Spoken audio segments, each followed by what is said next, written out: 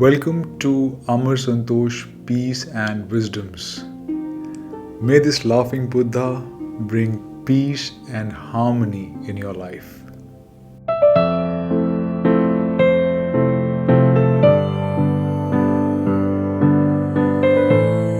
The topic of today's discussion is success. Success can mean different to different people. How a person perceives success and how others perceive success to a particular person can be different. When a human being achieves their desires, their goals, their ambitions, they associate that with their success. Success can be short term, success can be long term. Human beings can associate success with material goals and ambitions, with intellectual or academic goals and ambitions, or with emotional and spiritual goals and ambitions.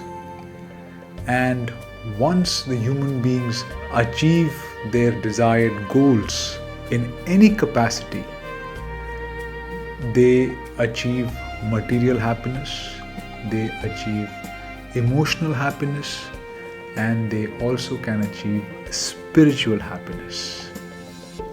Like any other human being, I also desired material goals.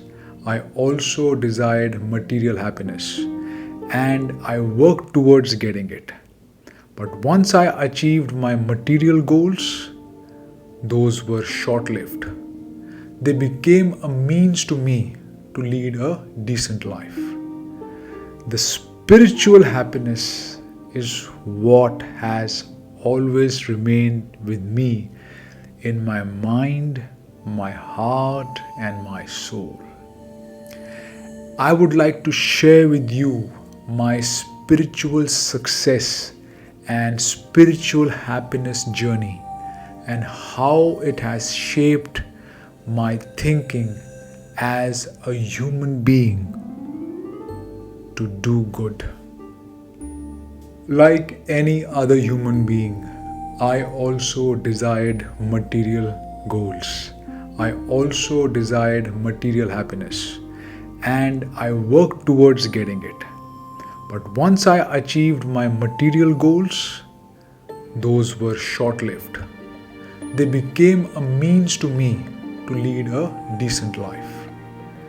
The spiritual happiness is what has always remained with me in my mind, my heart, and my soul. I would like to share with you my spiritual success and spiritual happiness journey and how it has shaped my thinking as a human being to do good.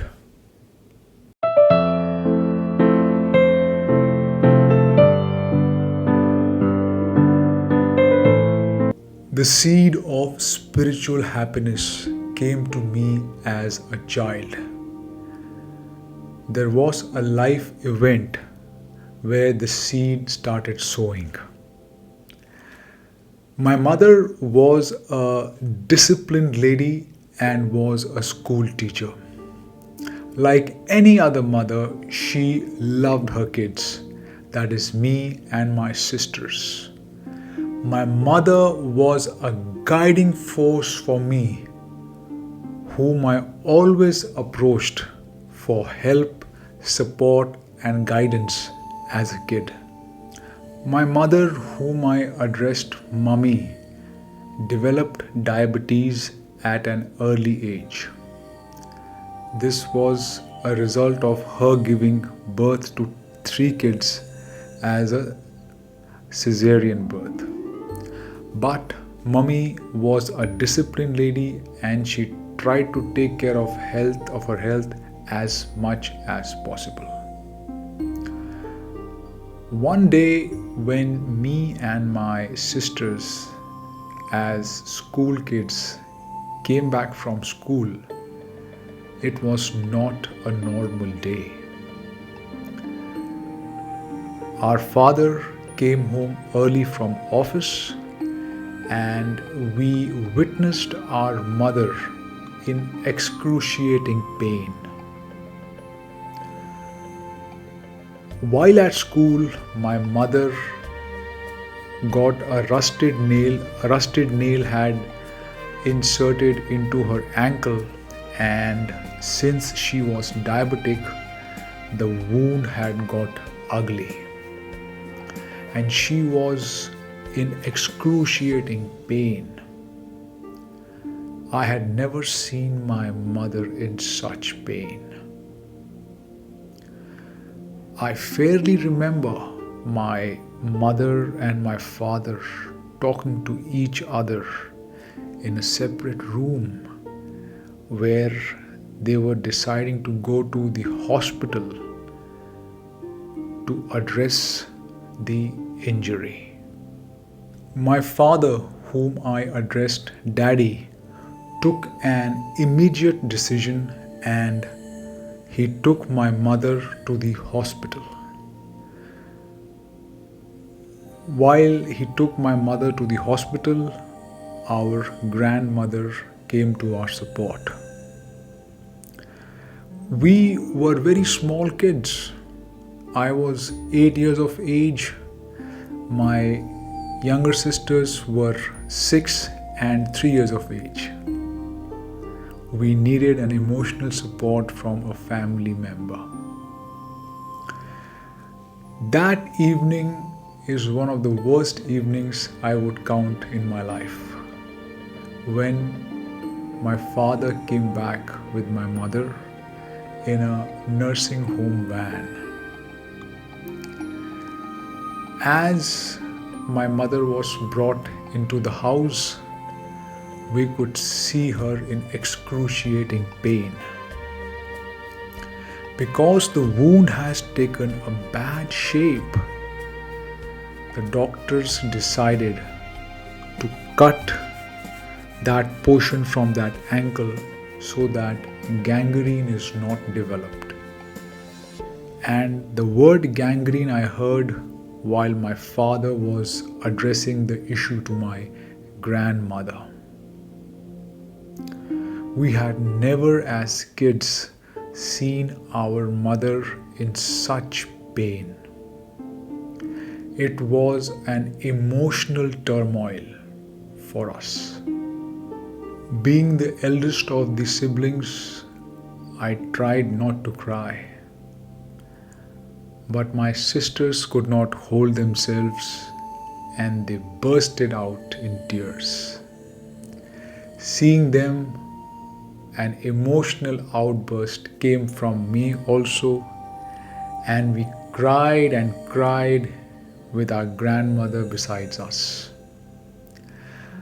I prayed to the Almighty with a pure heart.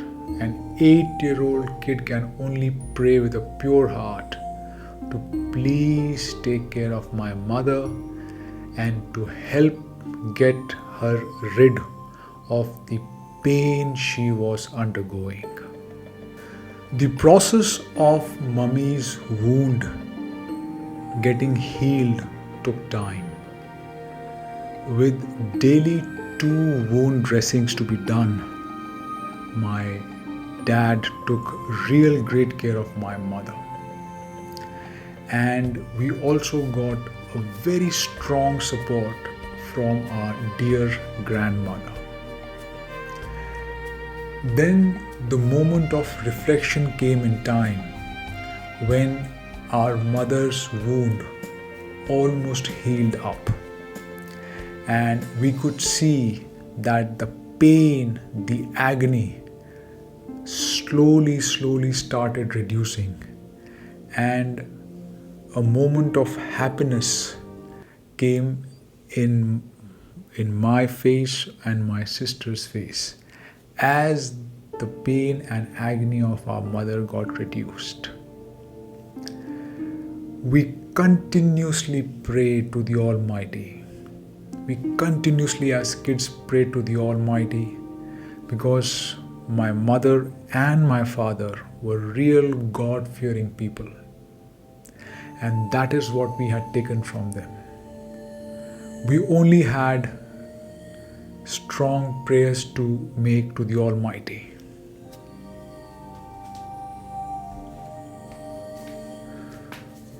When Mummy's wound got fully healed, Mummy took all of us to a temple to offer prayers, and she also served food to the poor. That is one time when I realized that what kind of blessed humans we were as compared to those poor kids. Many people, both relatives and friends, visited my mother after she got well. But there was one gentleman whom I cannot forget as to what he told me that time as a kid as he visited my mother in the house. And this gentleman belonged to my father's office. He was my father's colleague. And this is what he told me. Son, you are blessed to have a father like Mr. Sharma. You were not even born, and I have seen your father take utmost care of your grandparents, that is my father's father and my father's mother, with utmost honesty. And now Mr. Sharma is doing his duty towards his wife. Make your father proud, my son. Those words made a solid impact on my mind, on my heart, on my soul.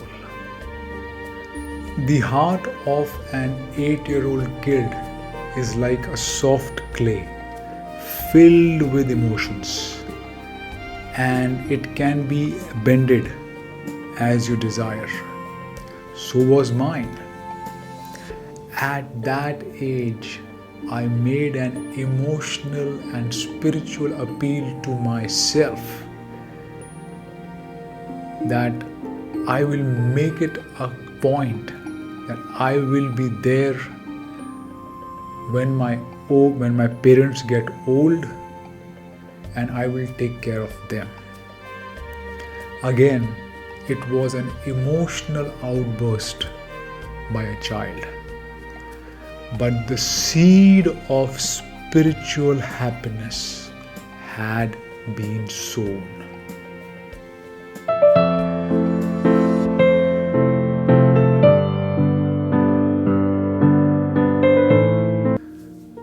As I moved ahead in life, Mummy got surrounded by more health problems. Dealing with 3 growing kids added to her stress, the education, the health, the focus. And as we completed our school education, Mummy was in and out of hospitals many times. But we were there with her. After completing my engineering graduation, my father suffered a heart attack. And by God's grace, I was there present at that time where he had angina pain. I witnessed the entire ordeal of my father as he underwent triple bypass heart surgeries. I was there with my father, witnessing the entire ordeal.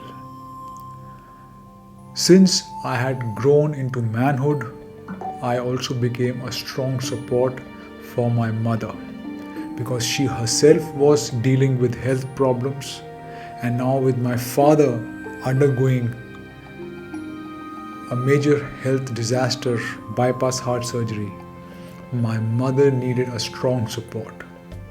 By God's grace, I was there.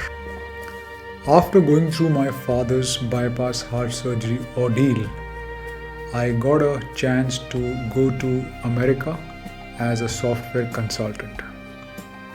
Daddy had retired and the family also needed financial support. I had to make the move. During my 4 year stay in America, my mother again suffered a lot due to her deteriorating health. She underwent many health complications in and out of hospitals, and at that time it was my two younger sisters, my angel sisters, who took care of my mother. When I was not there, my sisters were there with my old mother, my old father, who took much better care than me. I have heard this from other people. So my two angel sisters took care of my mother. You need to have financial support, you need to have emotional support, you need to have psychological support. And emotional and psychological support comes from your family member. And what your family member can give to an ill parent is time. As I performed my job in America, I continuously thought about my mother. And I made a conscious decision, which was an intelligent, emotional, and spiritual decision. And that was to come back to India for my mother. When I go to my deathbed, and if I have to count one good decision which I have taken, which gives me peace, which gave me spiritual happiness, which gave me the direction of life, that was this one.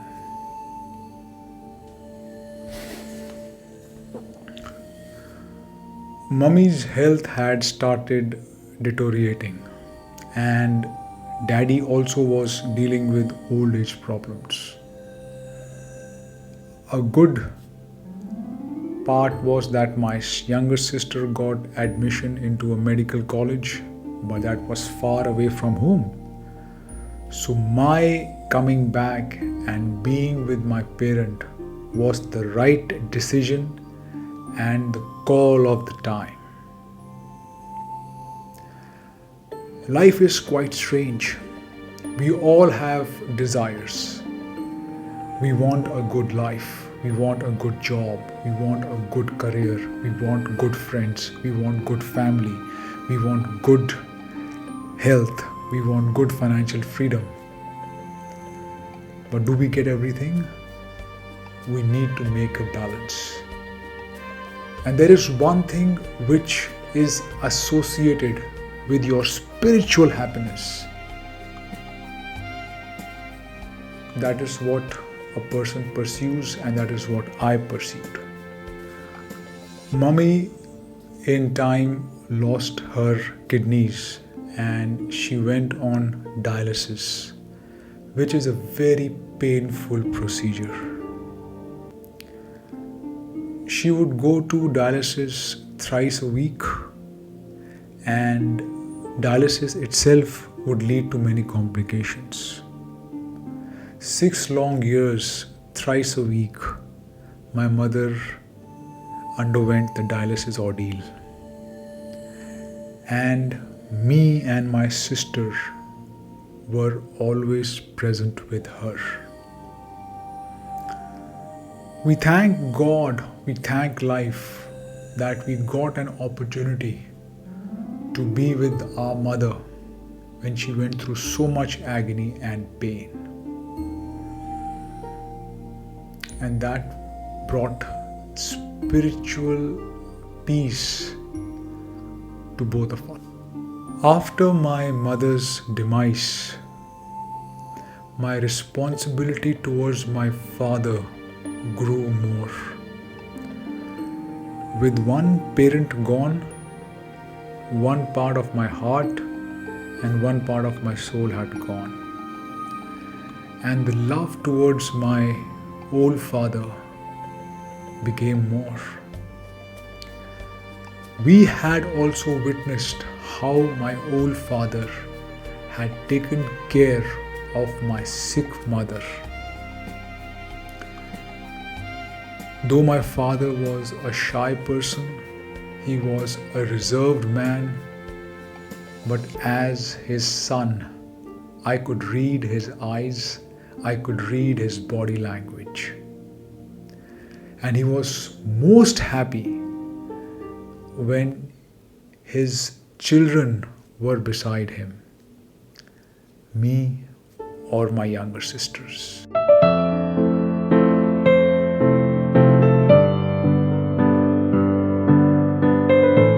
My father lived 11 years after my mother's demise.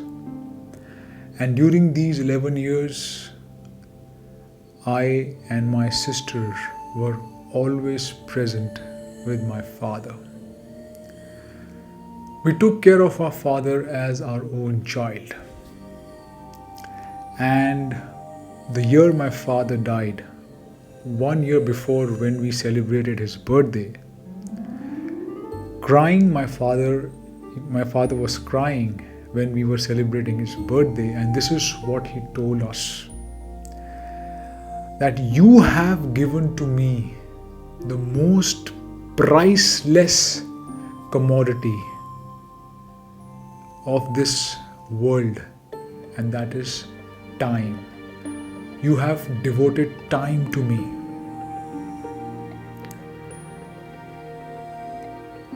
He said that I wish that in my next birth I am again born as your father and I can take utmost care of you as you have taken for me. And my father, the next year he breathed his last.